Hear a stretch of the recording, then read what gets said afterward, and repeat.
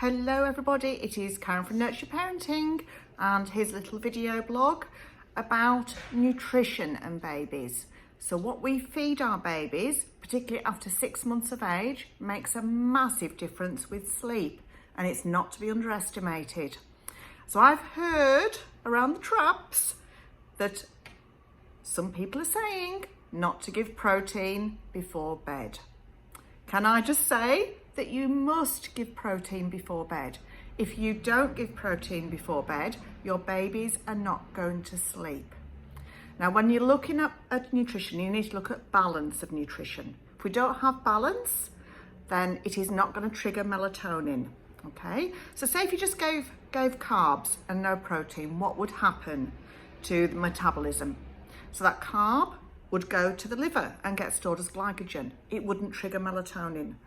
And you need to have that to help your baby get to sleep and stay asleep. So the balance of protein, particularly tryptophan-rich foods, which I'll explain in a moment, and carbohydrates, low glycemic if you can do, is essential for triggering melatonin. It helps that melatonin-serotonin gateway, and you need to have that balance. If you don't have the balance of carbs and protein, it is not going to work, and these babies are not going to sleep, and they're certainly not going to sleep through the night.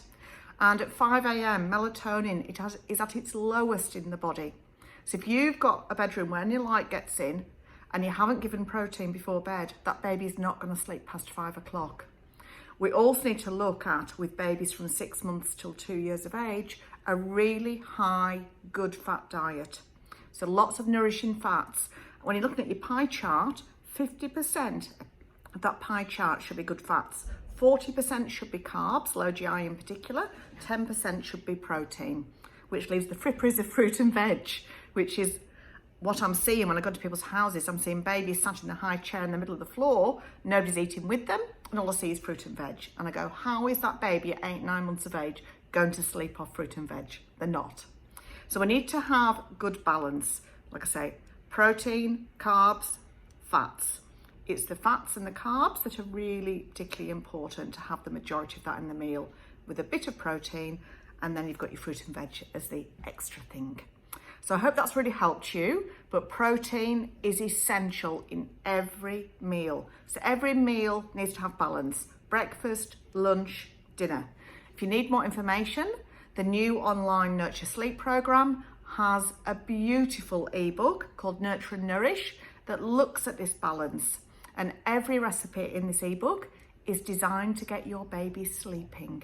I've even tested it out on my own sleep, as has all my team. And we've all improved our sleep as a result of following these recipes. So hotshot it down to the Nurture Sleep program. You get me in the closed Facebook group answering your questions, but all this nutrition information is stuff that I've learned over the last 20 years and 30 years I've been a midwife. So it is evidence-based, it's scientific, it's truly holistic, and it works, and it tastes good. And these recipes are actually really easy. The whole family can eat them, and they freeze. And literally, I spoon feed you with this nutrition program.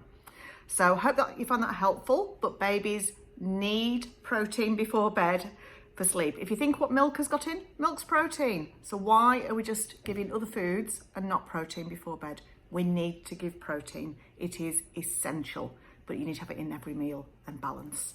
So I hope that's helpful. Another little information video from Karen, and hope you're having a lovely week. So bye from me.